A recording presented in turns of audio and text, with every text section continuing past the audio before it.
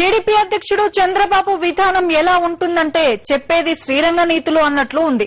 Media ముందు, జనం ముందు ఆదర్శాలు వల్లించే బాబు తెర వెనుక మాత్రం ఎంతగా వీలైతే అంతగా వక్ర మార్గాలు అవలంబిస్తున్నారు. ఆవు చేలో మేస్తే దూడ గట్టున మేస్తుందా అన్నట్లు తెలుగు తమ్ముళ్లు బాబును అనుకరిస్తున్నారు. ఫేస్బుక్ లో లైకులు కొంటూ సోషల్ మీడియాలో తామే గ్రేట్ అన్నట్లు డబ్బా కొట్టుకుంటున్నారు.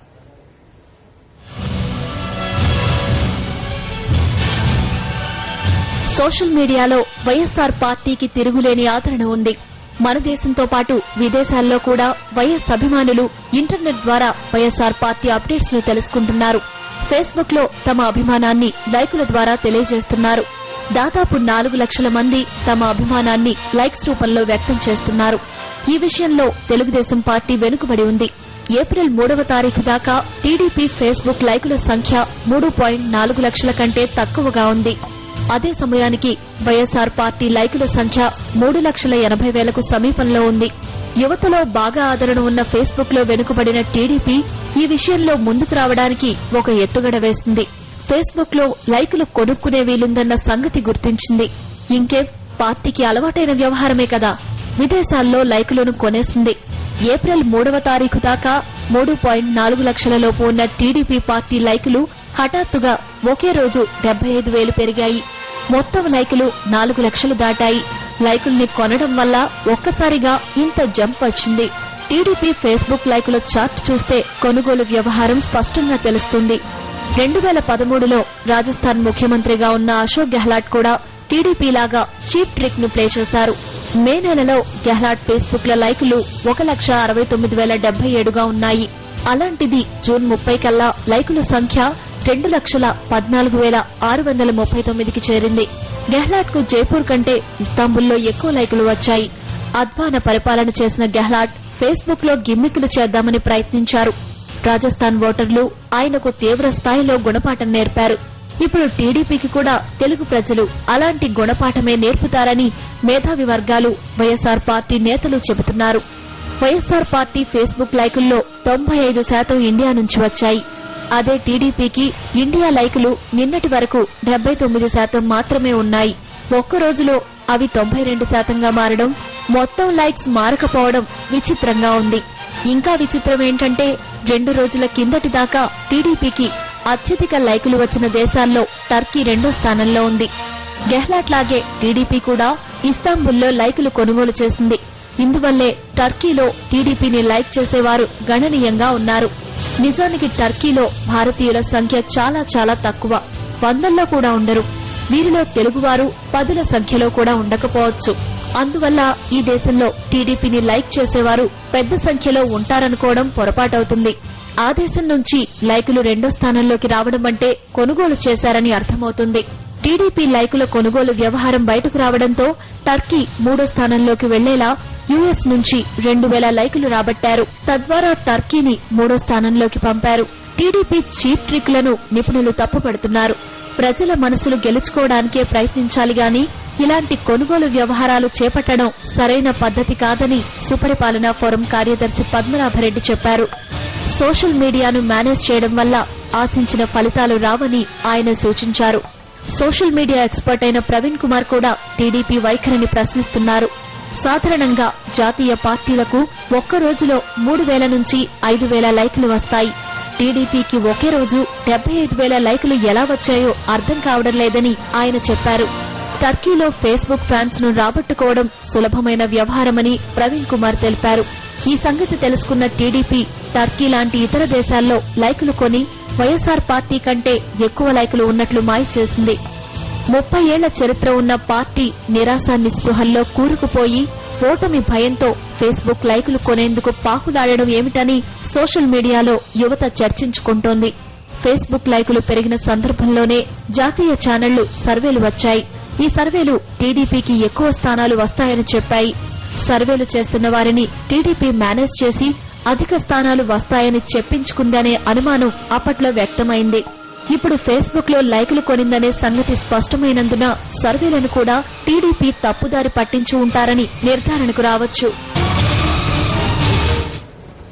టీడీపీ ఫేస్బుక్ పేజీలో లైకులు కొన్నారనే వార్తలపై ఆ పార్టీ స్పందించింది. తాము ఎలాంటి లైకులు కొనలేదని, చంద్రబాబు అధికారిక పేజీని టీడీపీ పేజీని కలపడం వల్ల ఒక్క రోజులో లైకులు పెరిగాయని చెబుతోంది. ఇలా ఎందుకు కలపాల్సి వచ్చింది? టర్కీ నుంచి 4,000 లైకులు ఎలా వచ్చాయి? లాంటి ప్రశ్నలకు టీడీపీ సమాధానం ఇవ్వలేదు.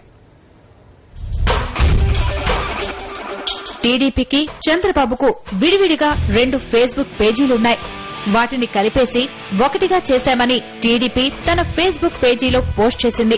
ఫేస్బుక్ లో ఇలా వేర్వేరు పేర్లతో ఉన్న 2 అకౌంట్లను విలీనం చేయడం సాధ్యం కాదు. గతంలో ఫేస్బుక్ స్వయంగా ఈ విషయాన్ని వెల్లడించింది. వైఎస్సార్ పార్టీకి సంబంధించిన పేజీలను విలీనం చేయమని కోరితే కొన్ని పేజీలను మాత్రమే విలీనం చేశారు. మిగిలిన వాటిని చేయడం సాధ్యం కాదని చెప్పింది. ఇందువల్ల చంద్రబాబు పేజీని, టీడీపీ పేజీని ఫేస్బుక్ విలీనం చేయడం దాదాపు సాధ్యం కాదు. ఇదొక్కటే కాదు, టీడీపీ సమాధానం ఇవ్వాల్సిన ప్రశ్నలు ఇంకా ఉన్నాయి. టీడీపీ ఫేస్బుక్ పేజీకి టర్కీలో 4,500 లైకులున్నాయి. ఈ దేశంలో ఉన్న భారతీయుల సంఖ్య 1000 లోపే ఉంటుంది. ఇందులో తెలుగువారు 100 మందైనా ఉండకపోవచ్చు. ఇలాంటి దేశంలో టీడీపీకి 5,000 దాకా లైకులు ఎలా వచ్చాయి అన్న ప్రశ్నకు తెలుగుదేశం పార్టీ వద్ద సమాధానం లేదు. టీడీపీ ఫేస్బుక్ లైకులు 3.4 లక్షల నుంచి 4 లక్షలు దాటిన ఏప్రిల్ 4వ తారీఖున ఆ పేజీని ఇష్టపడుతున్న వారిలో టర్కీ దేశస్థులు 2వ స్థానంలో ఉన్నారు. అదే రోజు ఇండియాలో టీడీపీని ఇష్టపడుతున్న వారి సంఖ్య మొత్తం లైకుల్లో 79% ఉంది. అన్ని భారతీయ పార్టీలకు ఇండియా లైకులు 90% పైగా ఉంటే టీడీపీ లైకులు ఏప్రిల్ 4వ తేదీన 79%గా ఎందుకున్నాయి అనే ప్రశ్నకు టీడీపీ సమాధానం ఇవ్వలేదు. టర్కీ సహా పలు దేశాల్లో లైకులు కొన్నందునే ఇండియా లైకుల శాతం 79కి దిగజారిందనే అభిప్రాయం వ్యక్తమవుతోంది. ఏప్రిల్ 4 నుంచి మళ్లీ 3-4 రోజుల్లోనే టీడీపీ ఇండియా లైకులు 92%కి చేరాయి. చూసేవారికి అనుమానం వస్తుందనే ఉద్దేశంతో లైకుల్ని మేనేజ్ చేసి ఇండియా లైకులు 90% దాటేలా చేశారనే అనుమానాన్ని సోషల్ మీడియా నిపుణులు వ్యక్తం చేస్తున్నారు. దీనికి టీడీపీ సమాధానం చెప్పడం లేదు. బాబు డాబు టర్కీ ఫేస్బుక్ ల వ్యవహారంపై మరింత సమాచారం మా బిజినెస్ కరెస్పాండెంట్ రాజ్ కుమార్ అందిస్తారు. రాజ్ కుమార్, అసలు ఫేస్బుక్ లో లైక్స్ ఎలా ఉంటాయి?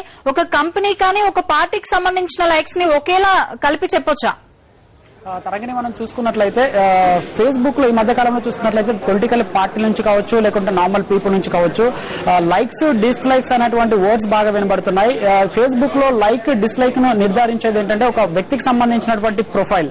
సో అతను ఒక వ్యక్తికి సంబంధించిన ప్రొఫైల్ కానీ, లేకుంటే ఒక పార్టీకి సంబంధించినటువంటి ప్రొఫైల్ కానీ ప్రామాణికంగా తీసుకుంటారు. ఒక వ్యక్తి తనకు సంబంధించినటువంటి తన స్వేచ్ఛగా తను చేసేటువంటి ప్రకటన పైన ఇతరులు, అంటే అతని ఫేస్బుక్ లో ఉన్నటువంటి ఫ్రెండ్స్ కావచ్చు, లేకుంటే వాళ్ళు పోస్ట్ చేసినటువంటి వాళ్ళు కావచ్చు, దానిపైన ఇచ్చేటువంటి కామెంట్ పైనే అతను చేసిన కామెంట్ కరెక్టా కాదా, అది ఎంతమంది లైక్ చేస్తున్నారు, అంటే ఎంతమంది ఆ కామెంట్ ని సమర్థిస్తున్నారు అనే దానిపైన లైక్స్ ఆధారపడి ఉంటాయి. అదేవిధంగా ఒక కంపెనీకి సంబంధించిన ప్రొఫైల్స్ పైన ఆ కంపెనీకి సంబంధించినటువంటి ఆ కంపెనీ పైన వచ్చినటువంటి కానీ, లేకుంటే ప్రధాన పార్టీకి సంబంధించి వచ్చినటువంటి కామెంట్స్ పైన వచ్చేటువంటి వాటిపైన లైక్స్, డిస్లైక్స్ అనేవి ఆధారపడి ఉంటాయి. ఇక్కడ మనం చూసుకున్నట్లయితే ఒక వ్యక్తికి సంబంధించినటువంటి ప్రొఫైల్లో ఖచ్చితంగా లైక్స్ చేయాలంటే ఖచ్చితంగా మ్యాండేటరీగా ఉండాల్సింది ఫేస్బుక్ రూల్స్ ప్రకారం. ఖచ్చితంగా అతనికి ఫ్రెండ్ అయి ఉండాలి, లేదా అతన్ని యాడ్ చేసుకున్న అతని వాడై ఉండాలి. తరంగిణి, అయితే రాజ్ కుమార్, మరి టీడీపీకి ఒకే రోజు అన్ని లైక్లు ఎలా వచ్చాయి అనే దాంట్లో దీనికి సంబంధించి మతలబ్ ఏంటి అనుకోవచ్చు? ఇక మనం చూసుకున్నట్లయితే ఒక టీడీపీ వ్యవహారం చూసుకున్నట్లయితే దాదాపు చాలా వరకు నేషనల్ పత్రికలు కావచ్చు, తర్వాత కొన్ని రీజనల్ మీడియా కావచ్చు, చాలా వరకు చెప్తుంది ఏంటంటే పూర్తి స్థాయిలో ఫేస్బుక్ అకౌంట్స్ ద్వారా మాకు ఇంతమంది మద్దతు తెలిపే వారు ఉన్నారని చెప్పేందుకు ఒక జిమ్మిక్, ఒక లాజిక్ ని టీడీపీ చేసిందని చెప్పొచ్చు. సాధారణంగా ఈ మధ్య కాలంలో ఎలక్షన్స్ ఫీవర్ స్టార్ట్ అయిన దగ్గర నుంచి చూసుకున్నట్లయితే చాలా వరకు పార్టీలు కూడా మాకు ఇంత లైక్స్ ఉన్నాయి, ఇంతమంది మాకు ఫాలోవర్స్ ఉన్నారని చెప్పేటువంటి ప్రయత్నం చేస్తున్నారు. ఇందులో భాగంగానే కొన్ని ఫేక్ అకౌంట్లు క్రియేట్ చేయడం, తర్వాత ఆ ఫేక్ అకౌంట్ల ద్వారా లైక్స్ పెట్టించడం అనేది చేస్తున్నారు. ఇది ప్రధానంగా అన్ని పార్టీల్లో సహజంగా జరిగేది. బట్ ఒక టీడీపీలో చూసుకున్నట్లయితే టీడీపీ ఒక్క రోజున మనం చూసుకోవచ్చు, ఏప్రిల్ 3న దాదాపుగా 79% దాకా వాళ్ళ ఫేస్బుక్ సంబంధించినటువంటి లైక్స్ తక్కువగా ఉన్నాయని చెప్పారు. సహజంగా మనం చూసుకున్నట్లయితే ఇండియాలోని అన్ని ప్రధాన పార్టీలు, అంటే మేజర్ పార్టీలను చూసుకున్నట్లయితే దాదాపుగా వాళ్ళ లైక్స్ పర్సెంటేజ్ వచ్చేసి 90% వరకు ఉంది. బట్ ఒక లాజిక్ గా ముందు రోజు అంటే ఏప్రిల్ 4న ఒక్కసారి అకస్మాత్తుగా దాదాపుగా 75,000 లైక్స్ పెరిగినట్టుగా ఇక్కడ టీడీపీ ప్రకటించడం జరిగింది. ఎందుకంటే దానికి ముందుగానే చాలా ప్లాన్డ్ గా April 3rd దాదాపుగా లైక్స్ శాతం 79% తగ్గిందని చెప్పేసి వేరే కంట్రీ నుంచి ఏదైతే చెప్తున్నారో టర్కీ అనే దేశంలో ద్వారా ఈ టీడీపీకి ఇక్కడ ఉన్నటువంటి తెలుగు మాట్లాడే వాళ్ళు ఎక్కువగా ఉన్నారు అక్కడ అని చెప్పి టీడీపీ కోట్ చేస్తూ దాదాపుగా 75,000 లైక్స్ వచ్చాయని చెప్తోంది. ఇక్కడ మనం గమనించదగ్గ విషయం ఏంటంటే ఒకే రోజు దాదాపుగా 75,000 లైక్స్ వచ్చిన దానిపైన టీడీపీ వివరణ అనేది ఇప్పటివరకు ఇవ్వలేదు. ఇంకొకటి ఏంటంటే మనం చూసుకున్నట్లయితే టర్కీలో చూసుకున్నట్లయితే దాదాపుగా కేవలం 239 మాత్రమే ఇండియన్ ఆరిజిన్స్ కి సంబంధించిన వాళ్ళు అంటే భారతీయ సంతతికి చెందినటువంటి వాళ్ళు దాదాపుగా 239 మాత్రమే ఉన్నారు. బట్ టీడీపీ చెప్పినటువంటి లైక్స్ చూసుకున్నట్లయితే దాదాపుగా 4,482 లైక్స్ వచ్చినట్టుగా చెప్తున్నారు. అంటే ఇంతమంది లైక్స్ ఎలా చేస్తారనేది ఒక పెద్ద క్వశ్చన్ మార్క్. ఇంకా అందులో చూసుకున్నట్లయితే తెలుగుకు సంబంధించిన తెలుగు వారు చూసుకున్నట్లయితే కేవలం 39% మంది మాత్రమే అక్కడ ఉన్నటువంటి పరిస్థితులు కనబడుతున్నాయి. మిగతా రిమైనింగ్ ఎన్ఆర్ఐస్ అంటే వివిధ మన దేశానికి చెందినటువంటి వివిధ రాష్ట్రాలకు చెందిన వాళ్ళు 200 మంది ఉన్నారు. ఇది ఒక నేషనల్ టీవీ ఛానల్ తర్వాత ఒక నేషనల్ పత్రిక ఈ డేటాను ప్రకటించడం జరిగింది. సో దీనికి సంబంధించి ప్రశ్నలను టీడీపీ వాళ్ళని అడిగినప్పుడు కూడా ఎలాంటి సమాధానం లేదు. ఇంకొకటి వాళ్ళు చెప్తున్నటువంటి డొంక తిరుగుడు సమాధానం ఏంటంటే మనం చూసుకోవచ్చు అంటే ఒక వ్యక్తి ప్రొఫైల్ ని ఒక కంపెనీ ప్రొఫైల్ గా ఎప్పుడు చూడకూడదు. అంటే ఒక వ్యక్తికి వచ్చినటువంటి లైక్స్ మాత్రమే ఒక ఇండివిజువల్ పర్సన్స్ కు ఉంటాయి. ఇక్కడ చూసినట్లయితే టీడీపీ టోటల్ పార్టీకి వచ్చినటువంటి పేజీలో ఉన్నటువంటి లైక్స్ తర్వాత చంద్రబాబుకు సంబంధించి వచ్చినటువంటి లైక్స్ ను రెండు కలిపి చెప్తున్నామని చెప్తుంది. ఇది ఫేస్బుక్ రూల్స్ ప్రకారం ఖచ్చితంగా తప్పు. అంటే ఫేస్బుక్ రూల్స్ ప్రకారం ఒక వ్యక్తి ప్రొఫైల్ కి సంబంధించినటువంటి లైక్స్ ఒక వ్యక్తికి సంబంధించిన మాత్రమే ఉంటాయి. అదే ఒక కంపెనీ లేదా ఒక పార్టీకి సంబంధించినటువంటి లైక్స్ ఆ పేజ్ లో క్లిక్ చేస్తేనే వస్తాయి. సో ఒక వ్యక్తి ఎట్ ఏ టైం ఒక వ్యక్తి ప్రొఫైల్ కి ప్లస్ ఒక పార్టీకి సంబంధించినటువంటి లైక్స్ కి ఒకేసారి చేసేటువంటి అవకాశం లేదు. అలా ఉన్నా ఒక్కరోజు 75,000 లైక్స్ వచ్చేటువంటి అవకాశం లేదు. అందులోనూ టర్కీ లాంటి దేశాల్లో కేవలం 239 మంది మాత్రమే భారతీయ సంతతికి చెందిన వారు ఉన్నటువంటి దేశంలో ఒకే రోజు April 4th 75,000 లైక్స్ వచ్చాయని చెప్పడం అనేది చాలా వరకు శోచనీయంగానే చెప్పుకోవచ్చు. అంటే టెక్నికల్ ఎక్స్పర్ట్స్ మన ఫేస్బుక్ వాళ్ళు కావచ్చు తర్వాత దీనికి సంబంధించి వాల్ పోస్ట్ అంటే ఇట్లాంటి సోషల్ సైట్స్ కి సంబంధించిన టెక్నికల్ ఎక్స్పర్ట్స్ ను కూడా సంప్రదించడం జరిగింది.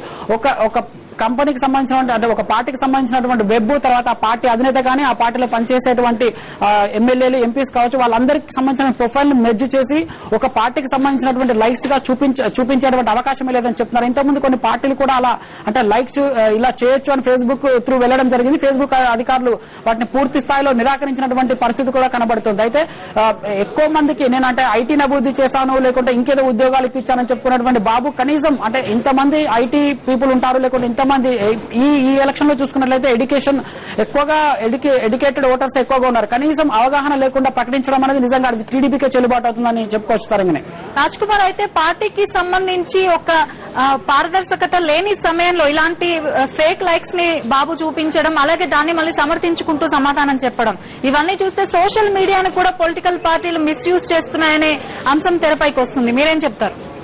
ఖచ్చితంగా చెప్పొచ్చు తరంగనే. ఎందుకంటే కొద్ది రోజుల నుంచి చూసినట్లయితే ఎప్పుడైతే ఎలక్షన్ ఫీవర్ స్టార్ట్ అయిందో అప్పటి నుంచి కూడా ఎక్కువగా అంటే ఎడ్యుకేటెడ్ ఓటర్స్ ఈసారి ఎలక్షన్స్ లో పార్టిసిపేట్ చేస్తున్నారు కాబట్టి వాళ్ళని అట్రాక్ట్ చేయాలంటే ఖచ్చితంగా సోషల్ సైట్స్ మీదే కాన్సన్ట్రేట్ చేయాల్సినటువంటి పరిస్థితి ఇప్పుడు మనకు ఇప్పుడున్నటువంటి పార్టీలకు ప్రధానంగా ఏర్పడినటువంటి పరిస్థితి కనబడుతోంది. మనం చూసుకోవచ్చు నరేంద్ర మోడీకి సంబంధించి కావచ్చు ఆమ్ ఆద్మీ పార్టీకి సంబంధించి కావచ్చు చాలా వరకు పార్టీలన్నీ కూడా ఇప్పుడు సోషల్ సైట్లలో మాకింత సత్తా ఉందని చూపించుకుంటూ సో దాని ద్వారా ఖచ్చితంగా ఏదో ఒక గెయిన్ అంటే ఎలక్షన్ లో లబ్ధి పొందాలన్నటువంటి ప్రయత్నాలు అయితే చేస్తున్నాయి. సో అందులో భాగంగానే టీడీపీ ఒక జిమ్మిక్కును అయితే ప్రయోగించింది. బట్ ఇక్కడ మాత్రం సక్సెస్ కాలేదని చెప్పొచ్చు. ఎందుకంటే ఖచ్చితంగా ఎడ్యుకేటెడ్ ఓటర్ అనేవాడు ఉంటాడు కాబట్టి ఫేస్బుక్ వాడిన వాళ్ళు ఉంటారు కాబట్టి వాళ్ళకి కనీసం మినిమం గా కామన్ సెన్స్ ఉంటుంది. కాబట్టి ఖచ్చితంగా అది లైక్స్ ఎలా వస్తాయి డిస్లైక్స్ ఎలా ఉంటాయని కూడా ప్రతి ఒక్కరికి తెలుసు. కాబట్టి ఇప్పుడు టీడీపీ వ్యవహరించినటువంటి తీరుని చూసుకున్నట్లయితే ఖచ్చితంగా అది తప్పుగానే కనబడుతుంది. ఎందుకంటే ప్రతి ఒక్కరికి తెలిసినటువంటి విషయమే. అంటే ప్రతి ఒక్కరు ఈ మధ్య కాలంలో సోషల్ సైట్స్ లో ఇంటరాక్ట్ అవడం తర్వాత పొలిటికల్ రాజకీయ నాయకులు వేసేటువంటి కామెంట్స్ ని కీన్గా అబ్జర్వ్ చేస్తున్నారు. సో టీడీపీ వల్ల ఆ మాత్రం తెలియకుండా చేయడం అనేది నిజంగా శోషణీయమే. తరంగనే. ఓకే రాజ్ కుమార్.